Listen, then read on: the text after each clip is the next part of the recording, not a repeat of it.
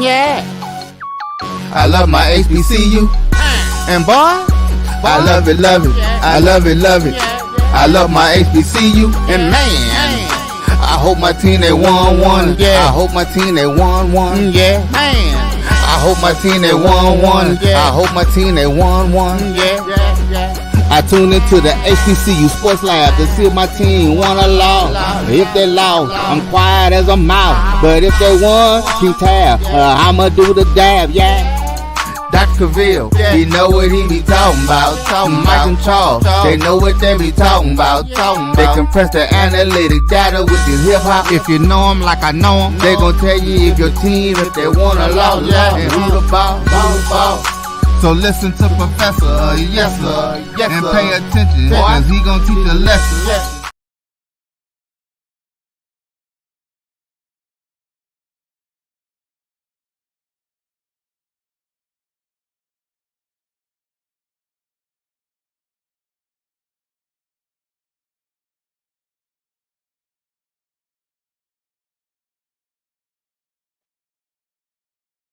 This is Dr. Cavil with Inside the HBCU Sports Lab with Mike Washington, Charles Bishop. Mike Washington is out on assignments. I have AD Drew Wilton Jackson, the second in the house. And I just want to say welcome to episode 565 of Inside the HBCU Sports Lab radio show and podcast.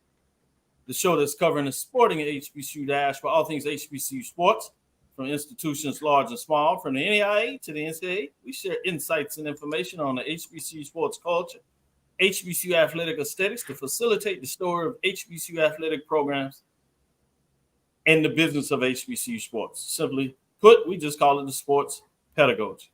I'm your host, Dr. Kenyatta Cavil, along with my co-host, Mike Washington, Charles Bishop.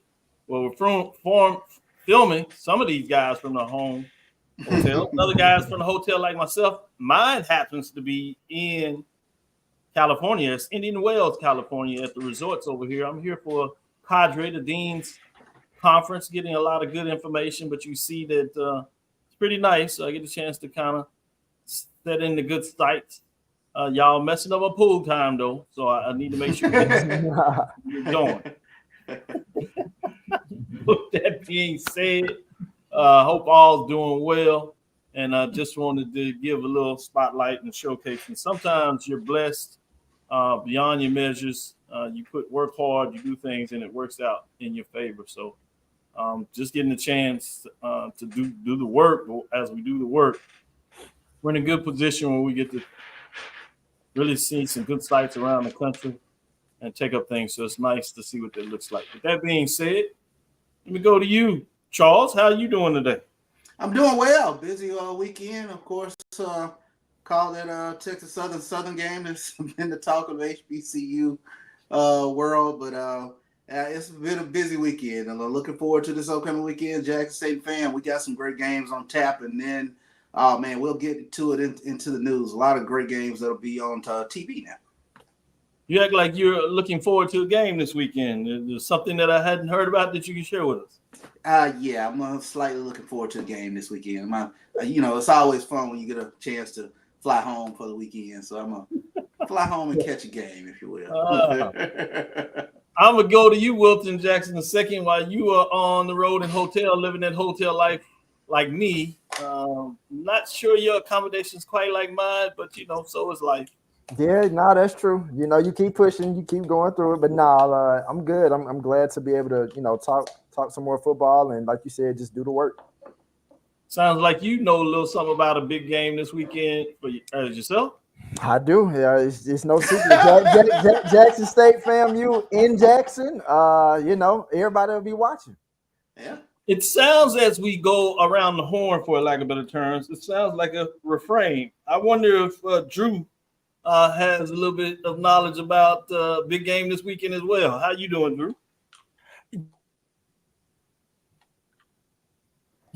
I do, but I'm bringing it in from the edger. So we got all these Jackson State folk on here. I can't even say it this week. Man. Hell no, I'm not even gonna say it this week. and for all those who have not figured it out, Dr. Cavil has figured it out. professionals vacation by going to conferences.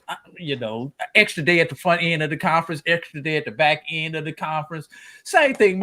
Wilton's starting to figure it out and everything, but he just picked the wrong city to go to this time, man. I mean, I did. I need to be where Dr. Cavil at for sure. Exactly. Doc got it 100% right. Got the conference, got the dates, and got the city with it, man. When I grow up, I want to be like Doc. That's all. That's all of us. Right. Well, the focus today will be on the mid-major poll rankings because we will release them as we do now every Tuesday. But the matchup that you all are talking about features 2 top 25 teams and 2 top 5 teams in the poll ranking, as Dr. Cavil inside the HBCU Sports Lab did this past Sunday. We did the major division. So we have the number 3 team, which is also the number 18 team. Florida A&M Rattlers travels to Jackson State to face the number 4 team in my poll ranking. And that is also ranked number 25, the Jackson State Tigers. That ranking is the NCAA Division I FCS top 25 rankings in terms of all FCS programs. And you have actually 3 HBCUs is ranked. There's North Carolina Central is ranked as well. And Central is ranked number 1 in my poll ranking. So interesting when you talk about that. We'll get to some of these mid-majors, so they're looking good. They have some big matchups this weekend, which we certainly will get to. That's in the SIAC. CIAA continues to show us the love, and they find a way to make sure we have good rankings over there as well. As we get into it and kind of finish up this first segment, let me go to you, Charles, and give some updates on some superlatives. What is some news out there in terms of who showed out this past weekend?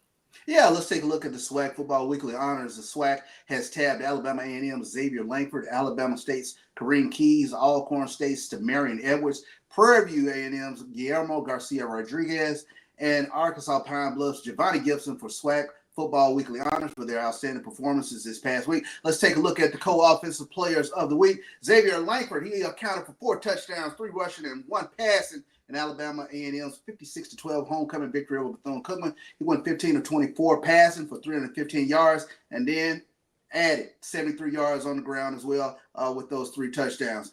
The other co-offensive player of the week was Kareem Keys. He entered the game off the bench to help the Hornets erase a 14-0 early deficit against Mississippi Valley in the 54-17 win over Valley, trailing 14-0. The Hornets outscored Valley 54-3 over the final 3+ quarters as Keys tossed 4 touchdown passes while completing 14 of 21 passes for 326 yards. Defensive player of the week was Tamarian Edwards from Alcorn. He finished with 12 tackles on the night that were highlighted by 2.5 tackles for losses during the Braves' 17-14 win over Grambling. His tackles for losses accounted for 7 yards on the night, while he also recorded an interception and a quarterback hurry. The specialist, Garcia, he connected on field goal attempts of 50, 54, and 49 this past week during Prairie View's game against Arkansas Pine Bluff. His successful 54-yard attempt was the longest made field goal attempt in the conference this season. And the newcomer of the week is Giovanni Gibson from Arkansas Pine Bluff. Impressive performance against Prairie View this past Friday. Tallied 9 receptions for 183 yards and 1 touchdown. It was the 4th game this season that Gibson registered over 140 yards receiving. So those are your SWAC players of the week.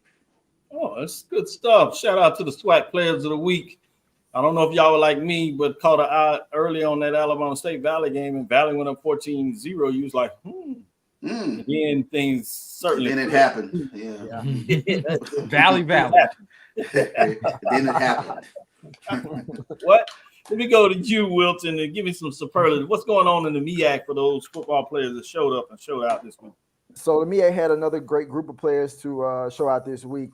You had Howard quarterback Jashawn Scroggins was named the MEAC Offensive Player of the Week.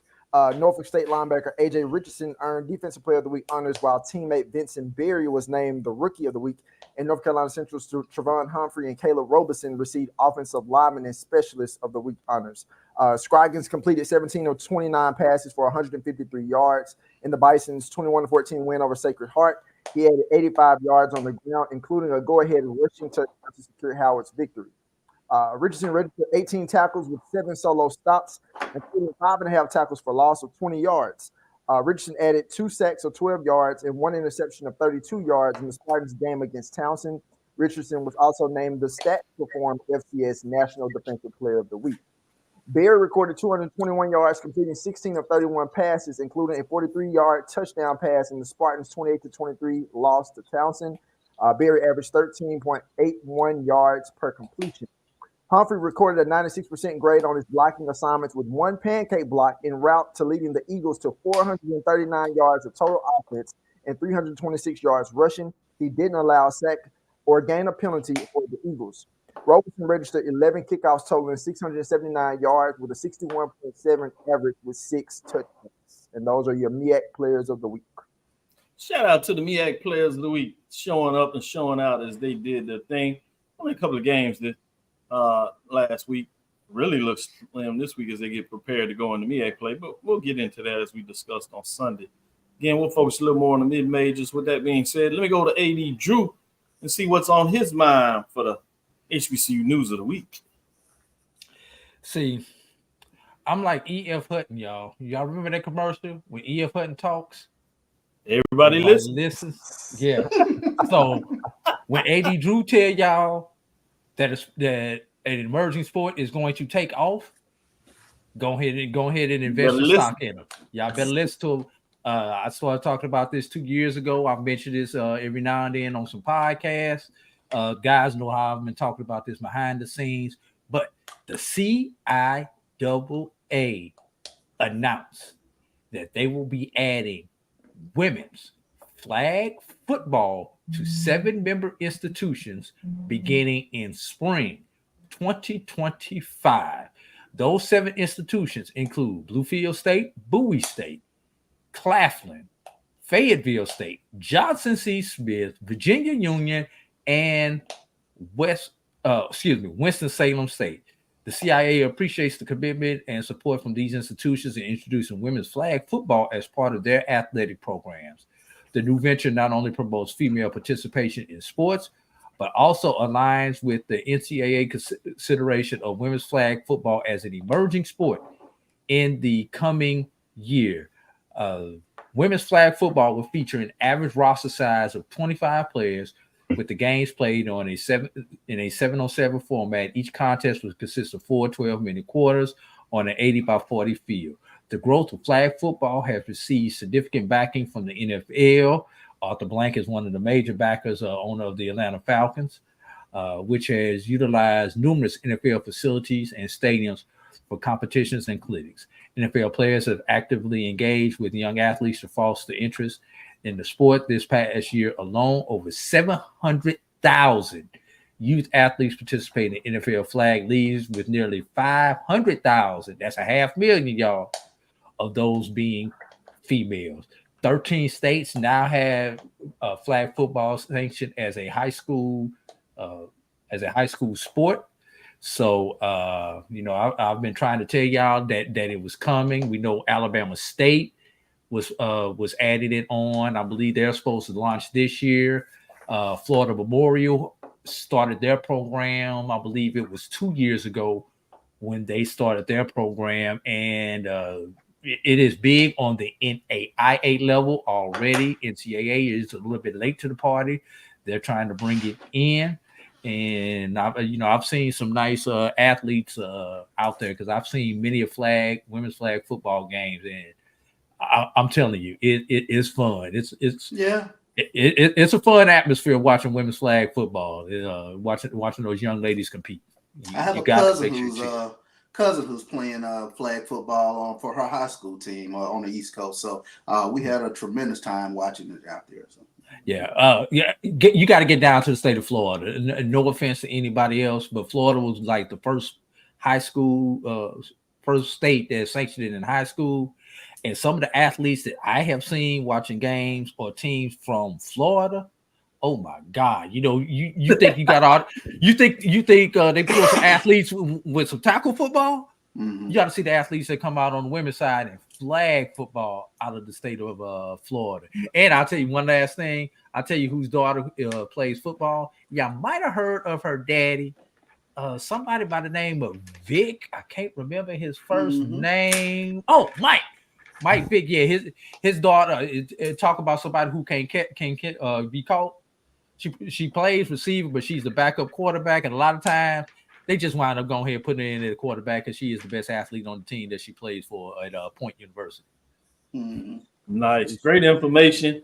And I do recall when you first put it out there, the only surprise I had was it was the CIAA, because I thought the MEAC was looking at maybe trying to push open the door first. Maybe they still not finished, or it'd be interesting. You end up having two conferences, but AD Drew led this out there from the exposure and said, hey, it's coming. And I don't think people understood how big it was at the high school level in terms of what Drew was witnessing, and certainly to hear that it's coming to an HBCU conference near you, I think it's fascinating, great news. With that, let's take our first break. We'll come back on the other side, and it's time to release the mid-major poll rankings, Charles. Mid-major poll rankings will be released today. Let's see what your thoughts are, all you on what happens after this break. Hey, grab me one too.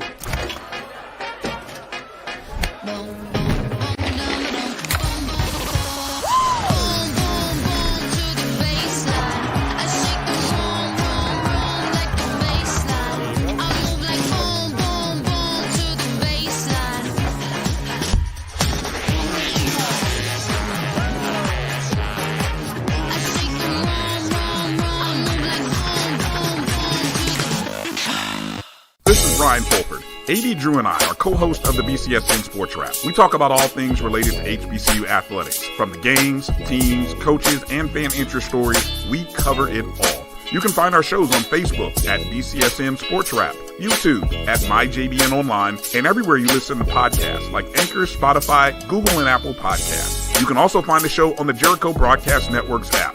Make sure to download. We look forward to you joining the conversation and being a part of the show. This is the Dean of the College of HBCU Sports, Kenyatta Cavil of Dr. Cavil's Inside the HBCU Sports Lab with Mike Washington and Charles Bishop. Come mix it up in the lab where the course lecture is in session every Tuesday from 6 o'clock p.m. Central Standard Time on Facebook Live, YouTube Spreaker, or the BCSN app, as we discuss all things about the HBCU sports culture, including exploring the week that was in the sporting HBCU diaspora, as well as the upcoming week of HBCU sports. With me, the Dean, the College of HBCU Sports, on Dr. Cavil's Inside HBCU Sports Lab with Mike Washington and Charles Bishop. Course lecture dismissed. Choice Hotels is a family of brands that helps you get the most for your money so you can be any traveler you want to be. You could be a free hot breakfast hero at a comfort hotel. Yes! That's how you waffle. Mr. This Script got a plot twist at a Radisson hotel. A business big leaguer. Go for key. Even the ultimate pool float inflator. With 22 brands and the best value for your money, Choice Hotels has a stay for any you. Book direct at choicehotels.com, where travels come true. Gotta get the corners. You're looking for the latest information on Southern University sports, the Southwestern Athletic Conference, and HBCU athletics. There's only one place to go. Tune in to the Carlos Brown Show, exclusively on the Black College Sports Network. Compress the analytic data with your hip hop. If you know them like I know them, they gon' tell you if your team, if they want to lose, and who the ball. So listen to Professor, yes sir, and pay attention, cause he gon' teach a lesson. This is Dr. Cavil with Inside the HBCU Sports Lab with Charles Bishop, AD Drew, and Wilton Jackson II, as he is on the move getting stuff done, moving around like all the folks. Man, all of y'all are now like entering into this next level of your craft. I'm really excited, proud of you. In all seriousness, I'm like, man, look at these. I just got stellar people around you. That's how you become great. So you put great people around you, you get a piece of that greatness as well. With that being said, let's talk about some of these great teams. At least those great teams in week 6. Those, as we recognize great, will be the top 7. We'll talk a little bit about if anybody dropped out. We'll see those receiving votes. So we'll look at 10 HBCU mid-major programs in week 6 and see what does the world encapsulate this week in terms of what's going down. So dropping out this week is Shaw Bears. They finally ran into a little buzzsaw as they dropped down. They're listed as 4-3, 2-2 as they are in the mix, shooting things around. Getting into receiving votes, Fort Valley State Wildcats. They quietly have snuck back into the mix. That early loss to Clark Atlanta doesn't look as bad as they've improved to 4-2 overall. 3-1 in the conference race, 118 points. So they're looking just outside of the top 7. Shaw Bears are 3-3, 2-2, 117 points as they continue to move in the mix as well. Actually, 4-3, 2-2, I should say. Finally, just inside that is Virginia State. The Trojans sit at 3-3, 2-1. They did get the victory, but a couple of losses early on in the season. It's still hurting them and preventing them to get in the top 7. But just when you want to put the dirt on them, they say not so fast. But let's get in the top 7. This is another one that AG Drew got right. Drew talked about the fact that with the CIAA playing each other, beating each other up, at some point it was going to open them. I tried to told y'all. Have Miles Golden Bears sitting at 4-2 overall, 121 points. They were not ranked last week, but because of their big win, they have sole possession of first place in the SIAC, probably more importantly.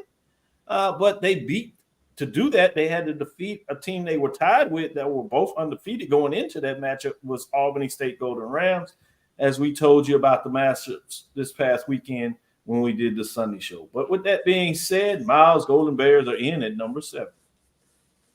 At number 6, we go back to the CIAA. Just after coming out of the SIAC, it's the CIAA life, as they like to say. CIAA for life. They're 5-2, 3-1. Livingston Blue Bears quietly surprising everybody. 124 points. They win again. They stay at number 6, though, for this week. At number 5, Clark Atlanta Panthers, all they do is win. 5-1-1, 4-1 in conference place now. Went on the road, got a big win. Come from behind, as they tend to have made a habit this year, but they find a way to get it done. They have one first-place vote, 137 points.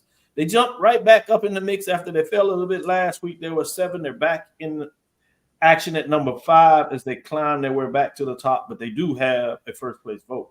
Brings us to number 4. We go back out of the SIAC into the CIAA. Winston-Salem State Rams sit at 5-2, 3-1. They're having a really good season. 140 points remaining at number 4 this week. They're looking good as they get it done. Bringing us to number 3.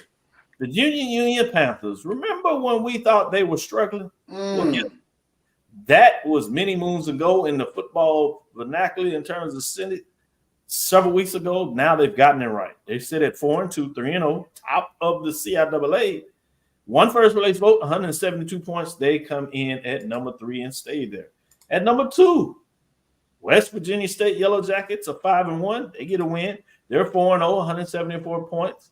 They lost the first place vote, even though they got it done against Concord. They stay at number 2, though, as they continue to move the needle in week number 6. Bringing us number 1, as you see, not a lot of changes in the top 4, including number 1, which is Johnson C. Smith. The Golden Bulls are 6-0, 3-0. They did not play, but they have 7 first-place votes, 198 points, and they remain number 1 for the 6 consecutive weeks at number 1. That's how long they've gotten it done. They have a command done. We'll see what it looks like when we talk about some matchups next. But for right now, let's see what everybody thinks about the top 7 as you see it. Miles Golden Bears, Livingston Blue Bears, Clark Atlanta Panthers, Winston-Salem State Rams, Virginia Union Panthers, West Virginia State Yellow Jackets, and the Johnson C. Smith Golden Bulls are your top 7 programs in week number 6. Let me go to you, Charles. What are your thoughts in terms of the poll ranking for week 6 in the mid-major? We just got past midterm, so now we're on to the second half of the semester. Your thoughts? I like that. I'm just looking at the bottom of this poll. 4 through 7, the bottom about to drop out after this. Damn. I mean, we got a 5-7 matchup and a 4-6 matchup. And then waiting in the wings is Fort Valley and Shaw. Although Shaw goes to John C. Smith this weekend. I don't know how that's gonna work out, but the bottom is about to drop out of this poll. Now the shakeup is coming. We've been waiting on the third Saturday in October for everything to start shaping up and shaking out, and here we are. No doubt. Way to set it up with some of those top matchup games that we'll talk about next. And you're absolutely right, man. It's a bonanza this week in terms of big-time matchups. We talked about coming into it leading the way, but we told you without further ado, make sure you give some love to the mid-majors because they have some top 7 matchups as well. Top 10 one is on the list when we take in number 1 in those receiving votes. With that being said, let me go to you, Winston Jackson II. What do you say about week number 6 in the mid-major poll with the top 7? Well, Charles kind of alluded to it. It's definitely going to be some teams that's going to drop out. As far as like the top team, Johnson C. Smith, we know they're number 1. I didn't put West Virginia State that high. I had. We already know you didn't. I didn't. I did not. Also, and I want to mention this too, AD Drew, because I think you and somebody else had got on me about not having Albany State in my top 10 last week, and they lost to Miles. And so I got them in my top 10 this week, but they're at the bottom, but they're not in my top 7. But Clark Atlanta, I had at number 4, but I could go for number 3. Winston-Salem State was pretty much where I thought they would be. Everybody else seems to be pretty cool. Good stuff, Winston. I like the way you think, moving them around, and you tell us where you would like a team and where it is. That's pretty good. But you're not too bad on the poll. You did talk about you didn't have a team in your top 7. Which team was that? My top 7 are Johnson C. Smith, Virginia Union, Miles, Clark Atlanta, Winston-Salem State, Virginia State, and West Virginia State. Okay. So you had Livingstone out. I did. Yeah, I got it. You don't believe in the Blue Bears? No. No, I do. I do not right now. Not coming into this week. No, I do not. I was going to say thank you for elaborating, but now I guess I can just say thanks for telling us how you really feel. No. Yes. AD Drew, let's go to our D2 specialist in the house and see what he says in terms of the top 7.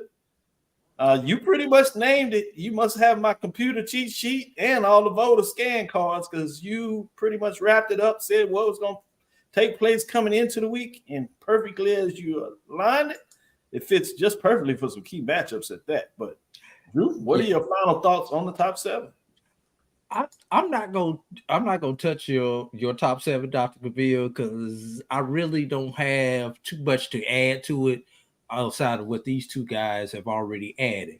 But I do want to bring in the fact that I looked at the early regional rankings and where they have everybody at right now.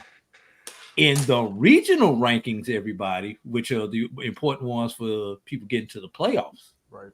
Johnson C. Smith sits at number 3. Virginia Union sits at number 5.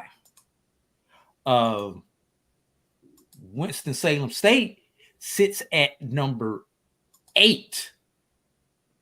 And you notice where I did not call the school at, right? That would be in the SIAC. The highest rated team in the SIAC right now would be Miles at 11, and then Clark Atlanta coming in at 15. Why do I bring that up? For the SIAC's perspective, they need Miles to win this game Saturday against Clark Atlanta so that they can stay in, because Clark Atlanta down at 15, don't know if they're going to coming from 15 to try to get into their top 7 or the top 9. Yeah. That's a long way to go in 3-4 weeks. Not saying it's impossible, but it's a lot easier when you're going from 11 and only have to get to number 9. Also, Winston-Salem State, they need to really get to the number 6 spot, because if they're at that number 7 spot and a Miles should finish 9, they will bump Winston-Salem State out of the playoffs, because they take the top 7, but if a conference champion finishes 9, they can bump somebody. So a lot of people need to make sure they understand that. And just for clarity, Virginia Union, if they should happen to make it, they'll get moved to Super Region 1 probably. So that's something else that happens. And just so you know, West Virginia State, who is in Super Region 1, is sitting at I believe they're number 9 right now in Super Region 1. So they have a shot to get in also. AD, tell me about this conference West Virginia State is in. Yeah. Mountain East traditionally is one of the better conferences in Division II. They kind of like the SAC.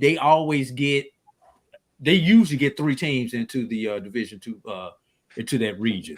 So, you know, West Virginia State, if they continue to win out, they could lose to the top team in the conference because they are undefeated in the conference. West Virginia State will get in. So that's something that we need to know. But yeah, they're a team that always gets a minimum of 2 bids. Traditionally, they'll get 3 bids into Super Region 1, which a lot we don't follow because if West Virginia State's out there, we really don't follow West Virginia State. There are no other HBCUs.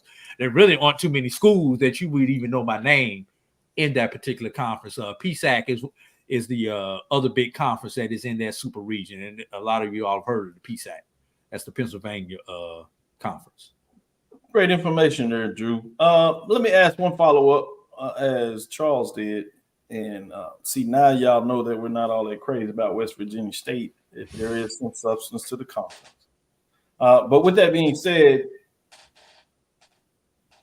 whether Miles or Clark Atlanta, if they run the table, including winning the conference championship, with Clark Atlanta being so far down, do you think they still can't get to that 9 spot? If they went out, Miles probably could, essentially what you're saying. Miles, yes. Clark Atlanta is going to need some help. Got it. Number one, they're going to have to defeat, for lack of a better word, they would have to defeat a Miles again in the championship game.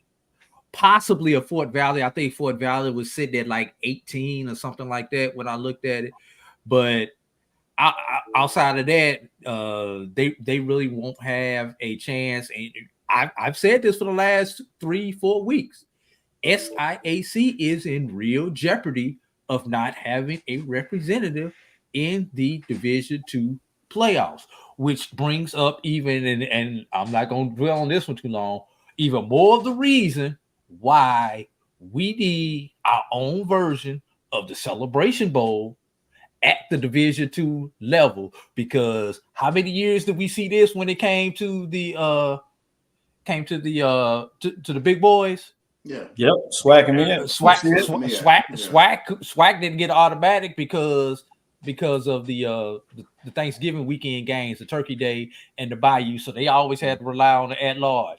When was the last time the SWAC got at-large before FAMU took it? It was almost 20 years before they were able to get at-large. MEAC would always go in, get sent to BFE to play their first game, and then they be home right after Thanksgiving. You know, the MEAC never won in those 10, 15 years when they were trying to get the Celebration Bowl together. This is more the reason why we need to go ahead, pull out. In addition to the financial, we all know playoffs don't make money. Right. You know, and the only 2 teams that have had a run in the Division II playoffs, Tuskegee had that run in the mid 20 teams. I want to say like 2015, 2016, when they made it to the 8. And then we know those 2 years Winston-Salem had in 12 and 13, when one of those years they went to the championship game. So they also the semifinals. I think the semifinals a 12 championship game at 13, if I have it correct. I may be off a year with that, but you know, outside of that, you know, Bowie did win 1 game. Yeah, well, they had that one run where they won the 2, went to the Elite 8 because they had to buy. Right. Yeah, they had to buy. Then they won the game, and then Valdosta State crossed their path. So right in the Elite 8 where it was over. But to your point, I would be surprised if the leadership of the CIAA and SIC in terms of commissioners of looking at finding a way. Obviously, you had a little hint of it in terms of the Florida Beach Bowl. Not so sure in terms of that being able to maintain itself, but it gave you some inkling that there's some synergy. And you also have the setup to the preseason where you have the champion of the CIAA and the SIAC playing in the Black College Football Hall of Fame game. So you see the commissioners are working together from that perspective. Can they find the recipe that allows them to create a championship game? Go ahead, AD. Yeah, just a quick question because I don't want to get into locations and everything because we'll throw locations around all day. My question would be, if they were able to pull this off, what date would you play it, considering everything that we know we have going on? We already know when the Celebration Bowl is. We know when the SWAC Championship game is. We know we got the Bayou out there. We know we've got Turkey Day out there. And traditionally, the SIAC and the CIAA have their championship the second weekend in November. It's the third weekend this year because of the calendar. Realistically, when would you play that game? Because I've got my own theory, but I want to hear you guys first. I think that's the toughest question out there. And maybe on the back end of the show, I'll let Charles and Winston maybe give some thought to it as they marinate it over the next 2 segments. I've had a cheat code, and I was asked to kind of consult and look at the date. My gut, and I'm still playing with the data and the numbers and really looking at the dates, my gut would be to play it on the Friday of Thanksgiving. I know there's some reticence to that when you first hear it, but if you kind of wrap it around the HBCU games that are being played now, with the Turkey Day Classic on Thursday, you got the Bayou Classic on Saturday. If you drive it as a television matchup, you can get eyeballs that HBCU fans that are focused and already watching games. You can potentially get some of those eyeballs on Friday. Obviously, I know you got the pro games, but as you get in later in the season, you're going to have to deal that with it regardless. We already see how that affected moving and SWAC championship games and things of that nature and the bowl season. So I think at this point, my gut would say that Friday in terms of Thanksgiving, we'll see what that looks like, because I think if you move it around outside after that, you're really in some danger of what that looks like. But we'll get some discussion, put it out there, and the other folks will have their thoughts. Like I said, we'll come back and see Charles and Winston, give them a little time to opine on that. Let's take our next segment and come back on the other side, and we'll start talking about some of these big matchups. We'll start with the mid-major matchups, and we'll get a chance to get these guys to give some of their thoughts on the big matchup everybody seems to want to talk about at the major division level, which has the games there.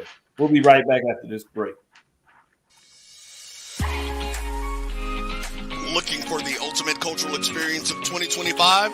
The Zora Outdoor Festival of the Arts is where you need to be. From January 31st to February 2nd, Eatonville, Florida will come alive with incredible live performances from the Levert Experience and Sunshine Anderson. Immerse yourself in interactive art. Take a journey through history with a new virtual tour app that brings Eatonville's legacy to life from your phone. Enjoy family-friendly STEM activities and explore over 80 unique vendors. Please don't miss the unforgettable R&B tribute to the legends. This is more than a festival. It's a celebration of Eatonville's rich cultural heritage. Visit zorafestival.org for tickets or to become a vendor. We'll see you in Eatonville, the oldest Black incorporated municipality in the country.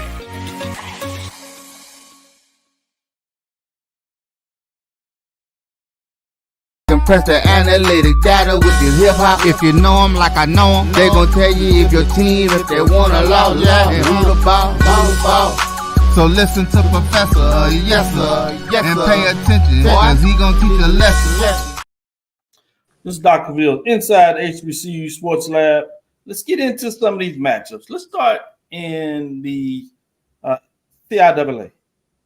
Charles, what are some key matchups? You kind of alluded to it, so I'm going to go to you first and allow you to kind of continue with you saying there are some big matchups in the CIAA this weekend. Obviously, we'll get a chance to talk about that SIAC matchup. These matchups getting into top 7 games that you were alluding to. What's on your mind when you look at the CIAA in terms of those games?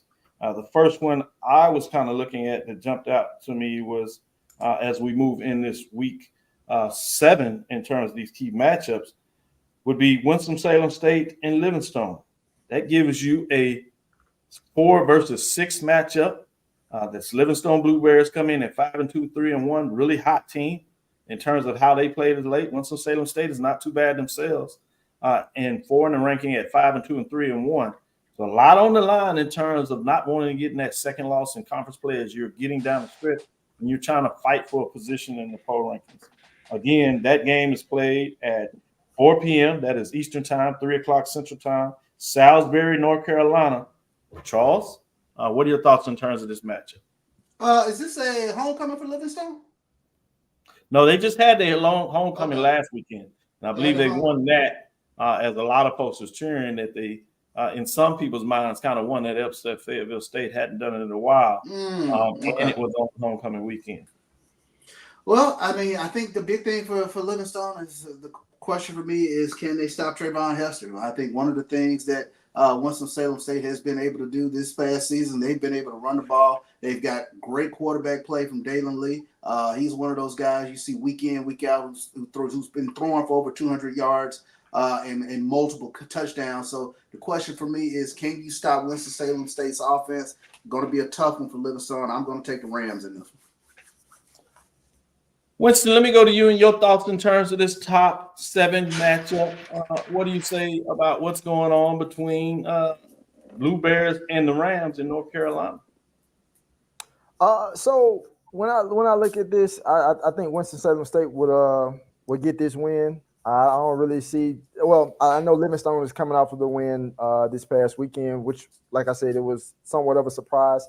But I like the way that Dalen Lee is playing. I also like the way their running back is playing. Their defense also stands out too. So I'm looking for Winston-Salem State to get that win as well. Eddie Drew, your thoughts on the matchup, key matchup in the CIAA race? Everybody's trying to make sure they stay in contention. You can't afford to take this second loss in conference play. I'm looking at Livingstone's schedule, and I'm kind of like Wilson is with certain teams. Livingstone, I still need more data points with Livingstone.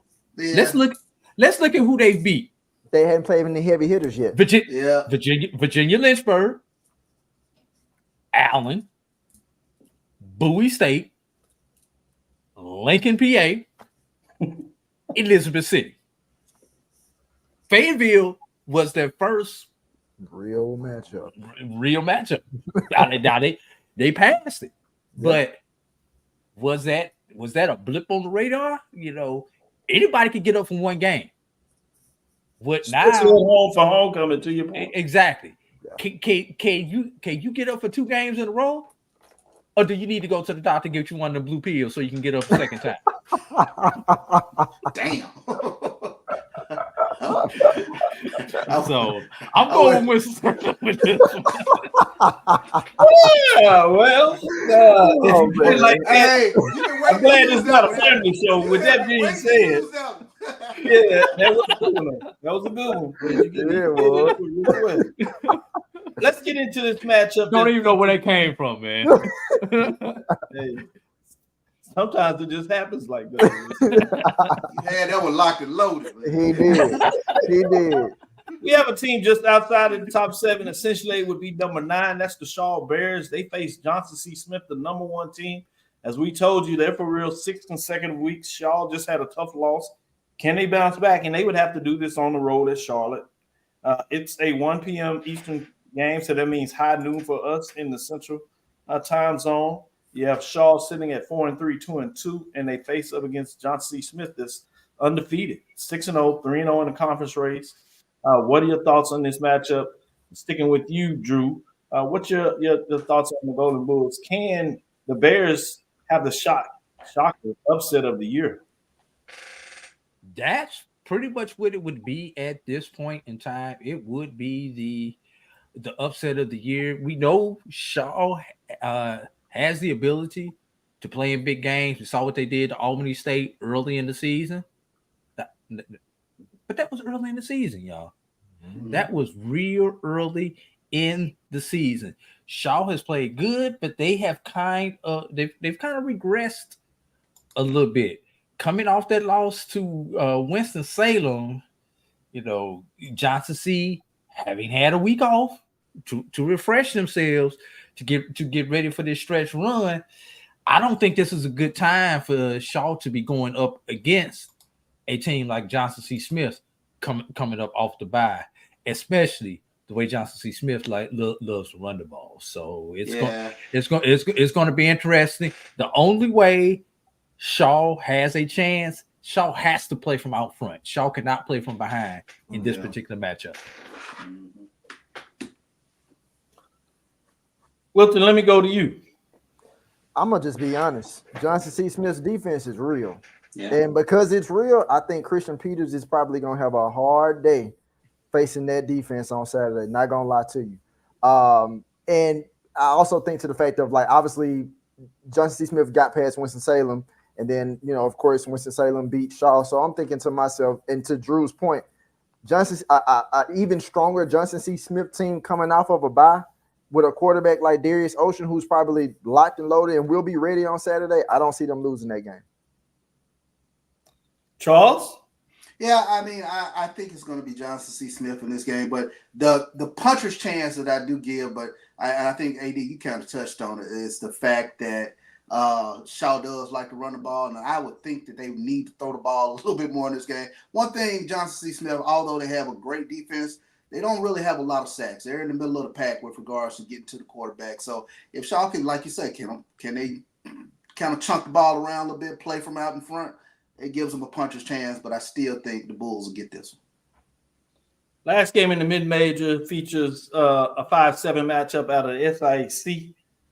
It is a game in Atlanta, Georgia. Birmingham's finest, Fairfield to be specific. Miles Golden Bears travels over to Atlanta to feature the Panthers. Another big matchup.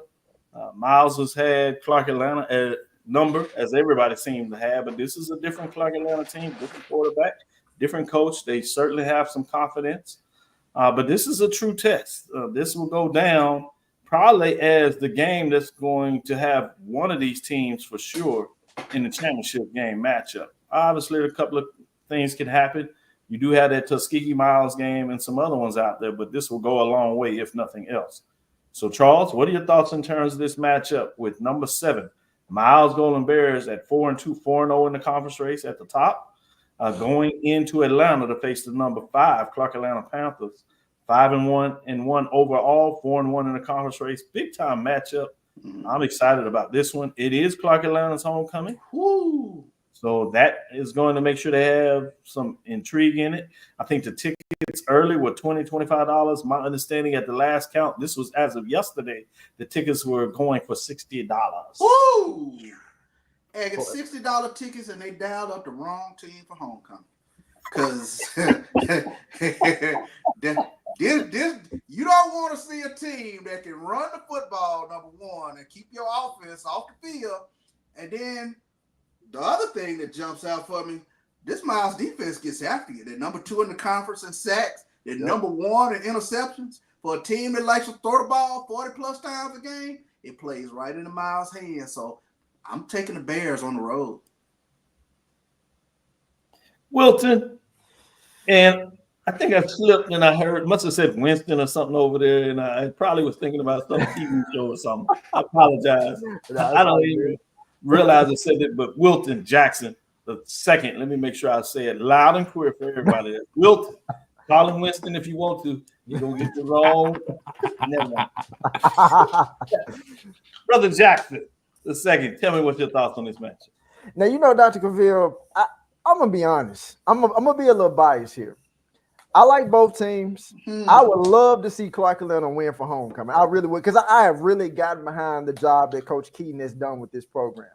I do understand what Miles is bringing to the table, to Charles' point, his data point that he talked about the defense, because even last week they came into that game, they were like 3rd in scoring defense, total defense, 3rd even in pass defense. Them numbers and the players that they have on that defense is not going to change within a week.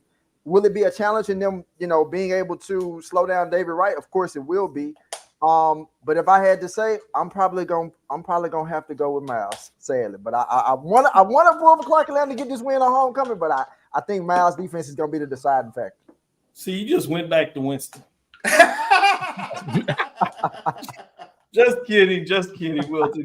Good analysis and very fair. I'm with you. You're right. This is a tough matchup for for Clark Atlanta. It'll be interesting to see how far they've gotten in terms of what they built for the program. So it's a perfect test if you want to be seriously a contender for the championship. This is a game that you got to find a way to win. But I think most of the experts are going to look at Miles Golden Bears. They got off to a slow start, but now they're moving forward. I want to see what the SIAC guru, D2 extravagant, AD Drew has to say about this matchup. I have to, for obvious reasons, I have to walk a fine line when we're talking about this particular matchup. True, very true. Do it. Because tiptoe. Let's see. Clark Atlanta is my rival. Clark Atlanta is my neighbor. Right, Miles is my former rival. Miles is my former neighbor. So, but it is going to be interesting to see. Does Miles stay with the running game to try to keep that Clark Atlanta offense off of the field? Also, Clark Atlanta's defense the last 2-3 weeks has gotten they're better than they were at the start of the season. They're not top 5 or anything like that, but they are playing a little bit better.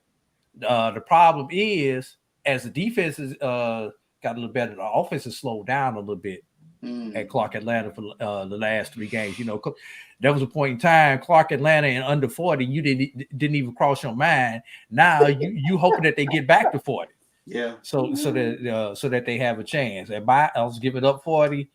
I would. You really want to see that. So obviously, I'm not going to pick anybody in this particular game, but I want to leave you guys with this thought. When we look back in around Christmas time, early January, we look back at this season. Will we mark the 3rd Saturday in October this year as the turning point in the season for a lot of teams, where teams are going to be made or broken this particular weekend? Because with so many big matchups this weekend on both levels, I think this is the weekend when we say that team won the championship game, or that team vaulted the championship, or that team was knocked themselves out of contention. This is going to be the weekend that we look back at. I agree with you. Great points. Let's take our last break. We'll come back on the other side. Finishing thoughts with the major game of the week. Seriously, it's the major division game of the week, as we talk about on this show. It features top 25 teams, top 4 teams in these poll rankings. Everybody's top 1 or 2 team in this matchup. It all belongs to the SWAC. It's been the team that won this game the last 3 years has come out of the championship game and went on into the Celebration Bowl. It will be interesting to see what happens this week. This time, it's not in Miami. It's at home in Jackson, Mississippi. We'll be right back after this last break. At AutoMasters LLC, our mission is to serve our community by providing quality automobiles at affordable prices. All of our vehicles are inspected and certified to offer you the confidence in knowing you have a quality vehicle. Our goal is to provide you with a seamless process and positive experience for your automobile purchase. Financing recommendations and specific vehicle inquiries are available at your request. You can find us at www.automasters06.com and follow us on Facebook and Instagram. Also, please feel free to contact Terrence Miles at 601-927-7794. And oh yeah, tell him Sonia sent you. Compress the analytic data with your hip hop. If you know them like I know them, they gon' tell you if your team, if they wanna lose, and who the ball. So listen to Professor, yes sir, and pay attention, cause he gon' teach a lesson. This is Dr. Will inside the HBCU Sports Lab. Boy, those texts that go back and forth during the day. I told you I made my message. Y'all still sending the text. I said what I said. He's standing on business. I apologize. He said apologies, and then he messed up, and I told him. He gonna earn that name. Now, let's get into the big matchup. What y'all really wanted to talk about anyway is y'all entertaining me with all the other mid-major stuff. I appreciate that for the first 45 minutes of the show. But I know y'all want to get into the big boys talk. That's the major division, the game of the week.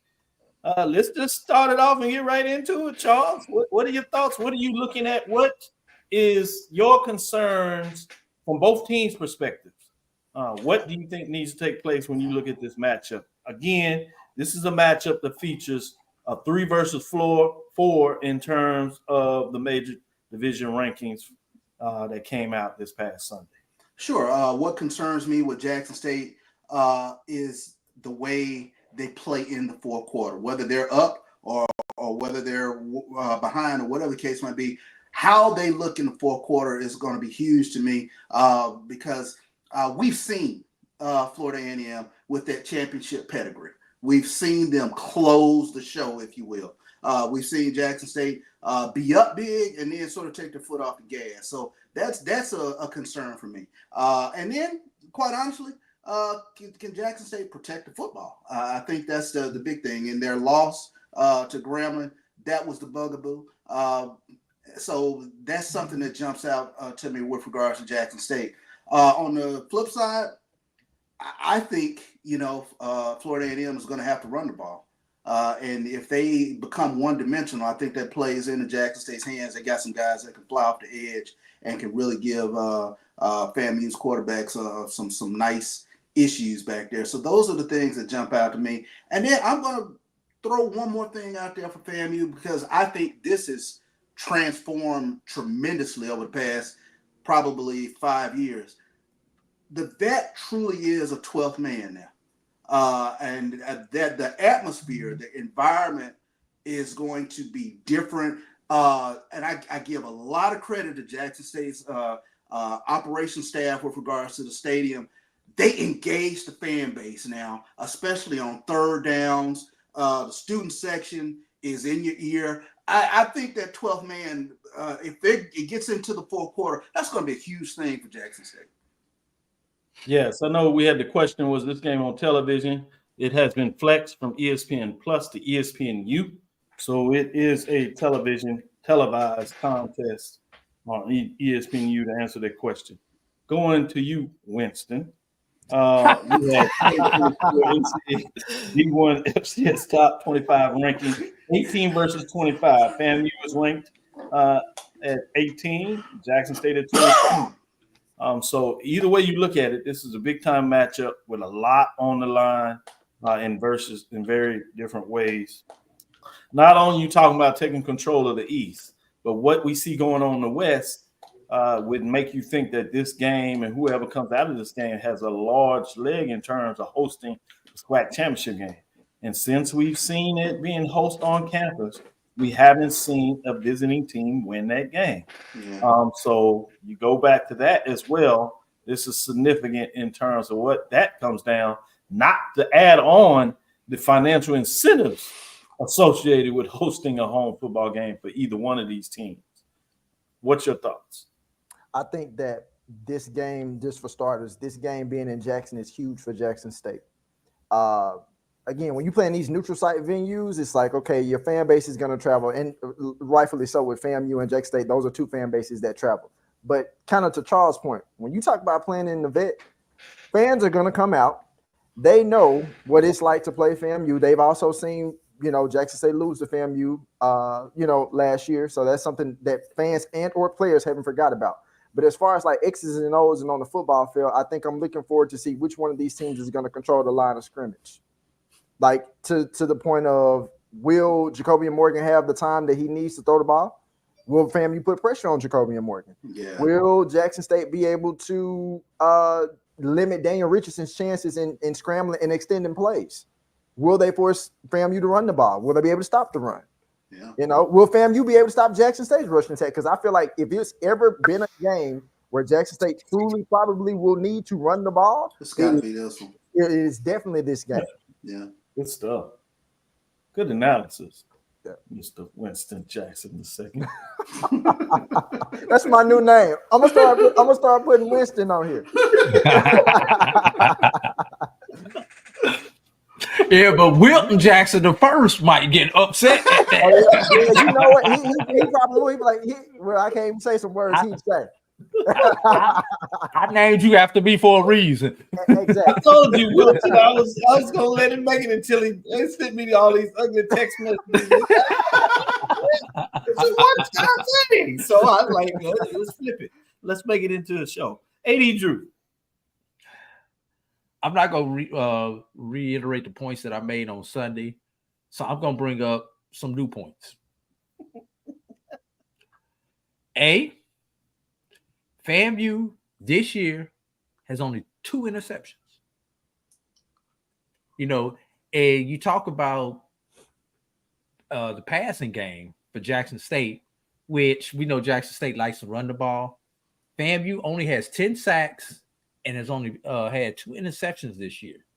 So when Jackson State does decide to pass the ball, can FAMU put any type of pressure on Jackson State and cause turnover, cause some havoc, get some hurries, things of that nature?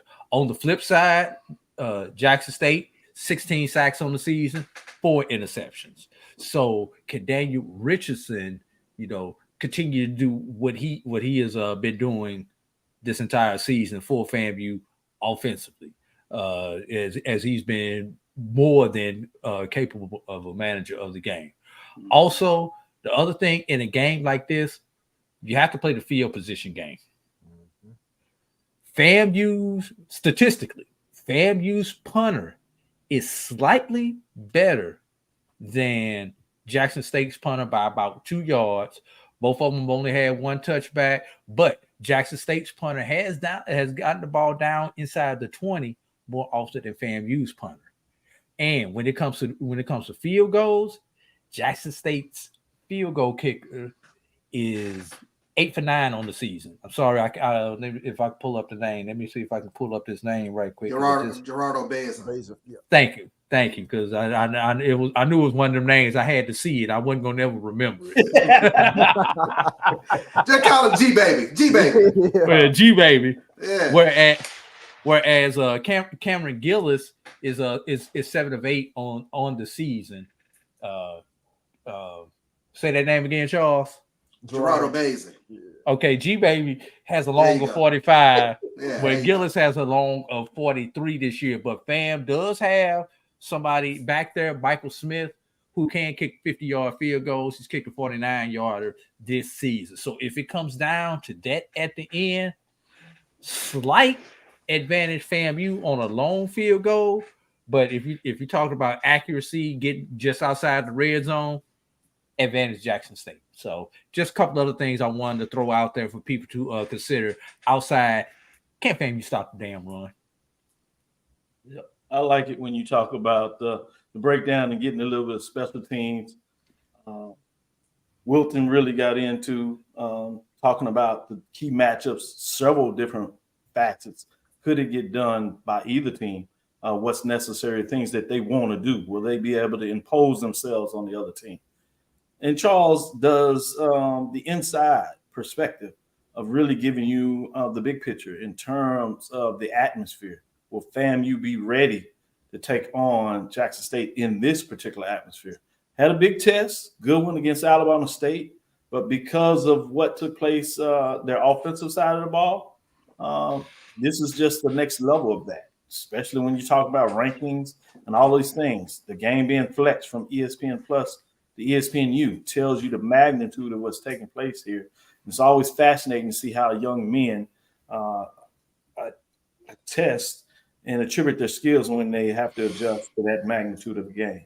They've been in it many times before. Some of them be slightly new, but it'll be interesting to see what their likes looks like. Obviously, top-notch coaches on both sides of the ball that are really cutting their teeth, getting the imprint on their program. So it's fascinating to see who will have the edge in that framework. With that being said, let's call it. I'm curious. I'm curious what the attendance might be.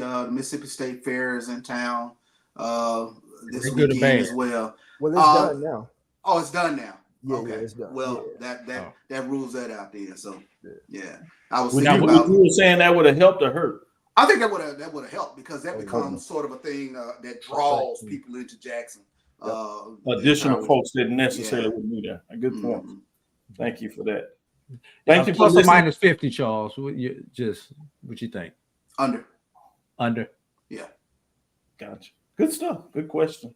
Thank you for listening to Inside the HBCU Sports Lab. Make sure you share a podcast with your friends and colleagues. These guys don't know they're in front of me getting to the pool. I am Dr. Kenyatta Cavil, the Dean of HBCU Sports, coming inside the lab inside the College of HBCU Sports with Mike Washington and Charles Bishop. Again, I hope you enjoyed the show with all the great information, unveiling of the mid-major poll rankings, and updates on the major games of the week. Again, we want to thank you for listening to Dr. Bill's Inside the HBCU Sports Lab with Mike Washington and Charles Bishop every Tuesday and Thursday. We'll be back on Thursday at 6 o'clock. I'll be back home giving you the updates live from Houston as we normally do. We look forward to next week as we discuss the latest news in the lab on Thursday. Follow me, Dr. Kenyatta Cavil. That's on Twitter. I call it Twitter because I can. Facebook, Instagram, DrKenyattaCavil. Inside the HBCU Sports Lab 1 on Twitter, Facebook, and YouTube is Inside the HBCU Sports Lab. With that being said, dream big. Continue to move forward. We will talk with you soon as we get into this matchup. I'm finna start cheat code. Charles? Of course. Wilton? Lecture. Drew? Dismissed.